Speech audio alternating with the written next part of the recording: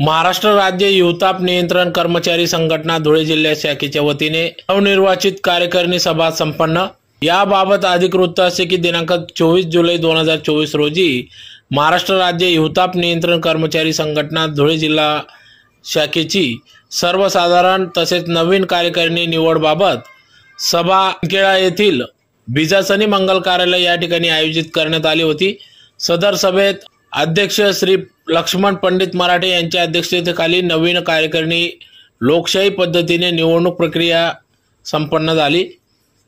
संघटनेतील सेवानिवृत्त पदाधिकारी Shri RV. Kele, N B. Londhe, R V. Surve, MR. Nagrade, KB. Sisodia यांचा निरोप घेऊन बहुमताने नवीन कार्यकारिणी नियुक्त करण्यात आली। सभेत नियुक्ती लोकशाही कार्यकारिणी प्रक्रियेत सलग दुसऱ्यांदा जिल्हाध्यक्षपदी लक्ष्मण पंडित मराठे यांची निवड करण्यात आली।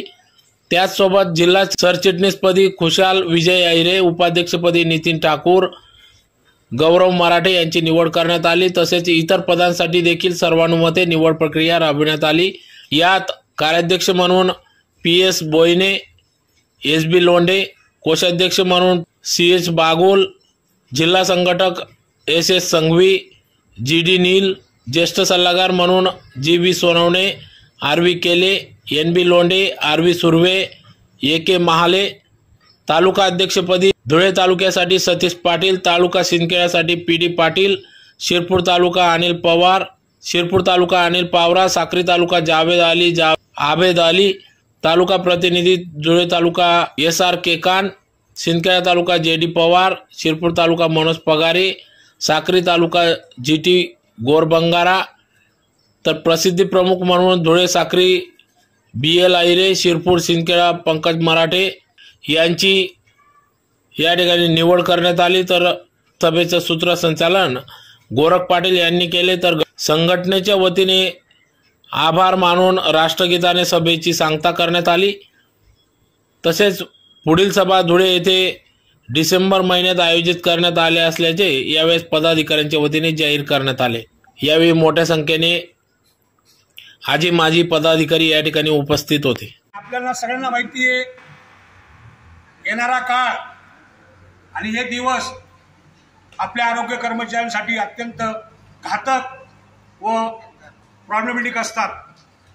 आपल्याला कुटुंबाचा सुद्धा विचार करावा लागत नाही। आता सध्या संपूर्ण शहरामध्ये नव्हे तर जिल्ह्यामध्ये, महाराष्ट्रामध्ये डेंग्यू या आजाराने डोकं वर काढलेले। येणारा काळ हा अत्यंत घातक असून त्यासाठी सर्व कर्मचाऱ्यांना एक विनंती आहे की आपल्या अधिकाऱ्यांना कुठल्याही प्रकारचा त्रास न होता आपण जर प्रामाणिकपणे नेहमी गावामध्ये सर्वेक्षण केलं, जनजागृती केली तर त्या अनुषंगाने एक चांगल्या पद्धतीने आपलं काम होईल, जेणेकरून या आजाराला कुठलाही व्यक्ती बळी पडू नये। मागच्या वर्षी फार मोठी धुळे शहरामध्ये एक दुःखद घटना झाली होती आणि त्या प्रसंगाला आपल्या स्वतः अनिल पाटील साहेबांना सामोरं जावं लागलं। अत्यंत गंभीर बाब होती। साहेबांचा तिथे काहीच रोल नव्हता, काहीच हे नव्हतं, परंतु त्यांना इतकं मानहानी झाली, अक्षरशः ते लोक मारायला सुद्धा सुटले होते, कोंडून घेतलं होतं। तर त्या अनुषंगाने आपण जर नेहमी आपलं काम केलं, आपलं सर्वेक्षण केलं, रिपोर्टिंग केलं, हा मीटिंगमध्ये घेण्याचा विषय नाही आहे, परंतु सांगण्याचा एक भाग आहे। आपली जबाबदारी, आपलं काम आहे।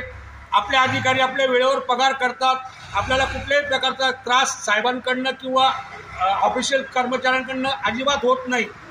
परंतु काही जे असतील तर त्यांनी सुद्धा चांगल्या पद्धतीने काम करावं।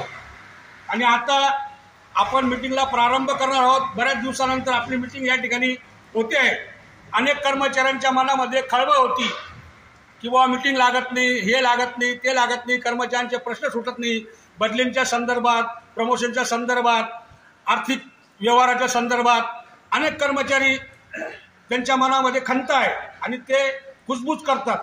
तर ही कुजबूज कुठेतरी बंद झाली पाहिजे।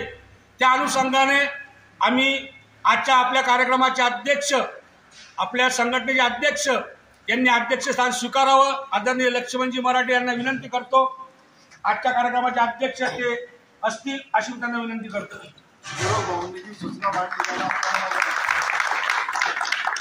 या ठिकाणी खास करून आपले आलेले महाराष्ट्र राज्याचे उपाध्यक्ष, नंदुरबार जिल्ह्याचे युवा दळेचे कार्यकर्ते, आमच्या विनंतीला मान देऊन आलेले अनिल भाऊ जाधव असतील, मध्य नाना असतील, सोन नाना असतील, कैलास पवार साहेब असतील, इकडे आमचे क्षत्रिय नाना विस्तार अधिकारी, त्यांना आता प्रमोशन मिळाले, ते ऐन दिवाळीच्या दिवशी रिटायर होत आहे. त्यांचा सुद्धा कार्यक्रम विजयश्री मंगल आपल्या त्या कुठल्या आशापुरी मंगल कार्यालयामध्ये 25 तारखे म्हणजे दिवाळीच्या अगोदर आपण करणार आहोत. परत डोळे साहेब आहेत, विशाल भाऊ आहेत, आपले सूर्य नाना आहेत, केले नाना आहेत. आम्ही आता रिटायर माणसं आहेत. आता केले नाना गेले, सूर्य भाऊ गेले, आता संघटनेत आता सूर्य नाना आम्ही 31 तारखेला रिटायर होणार. परंतु संघटना ही काय असते, संघटना कशी चालवावी लागते, कर्मचाऱ्यांना कसं सांभाळावं लागतं, तर त्या अनुषंगाने मी सुद्धा 5 वर्ष धुळे नंदुरबार जिल्ह्याचा अध्यक्ष होतो. त्यावेळेस आपला धुळे नंदुरबार जिल्हा एकत्र होता आणि त्या टायमाला दोंडाच्याला मिटिंग झाली. त्या टायमाला बरीच जुने मंडळींनी मला सहकार्य केलं आणि मी 5 वर्ष कार्यकाल सांभाळला. त्या अनुषंगाने चांगल्या पद्धतीने कामं झाले.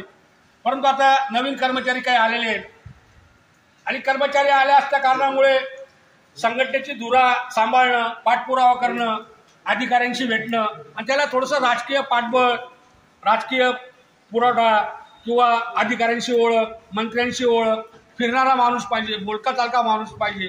त्या अनुषंगाने लक्ष्मण भाऊंनी जे काही 5-7 वर्ष झाले वाटतं त्यांना, 6 वर्ष झाली, त्यांनी अनेक पाठपुरावे केले.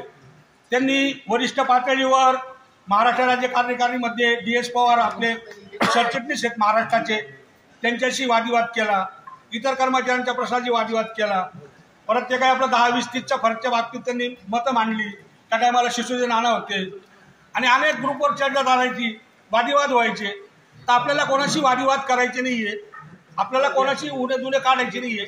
फक्त आपण एकजूट कसे राहू, आपली संघटना कशी मजबूत राहील आणि ज्या टायमाला संघटनेचं काही काम येईल तर त्या टायमाला सर्वांनी एकत्र येऊन जो बी काय अध्यक्ष असेल तर तो कोणी असो, सुनील असेल, कोणी असेल, अमुक असेल, सोनन नाना असतील, विजय भाऊ असतील, लक्ष्मण तात्या असतील, कोणी काय असेल, तर हे बघायचं नाही की तो त्याचं करतो. तर आपण जे काही आपल्या मनातल्या गोष्टी असतील तर त्या या ठिकाणी बोलाव्यात आणि या ठिकाणी आपलं मत व्यक्त करावं, जेणेकरून आता बऱ्याच लोकांच्या मनामध्ये खंतय तात्या तुमच्याबद्दल. काय खंतय, तुम्ही वैयक्तिक 6 वर्षामध्ये फक्त तुमचं स्वार्थ पाहिलं असे बरेच लोक म्हणतात. दुसरी गोष्ट, आपल्या कर्मचाऱ्याला कुठल्याही प्रकारची आवक नाही.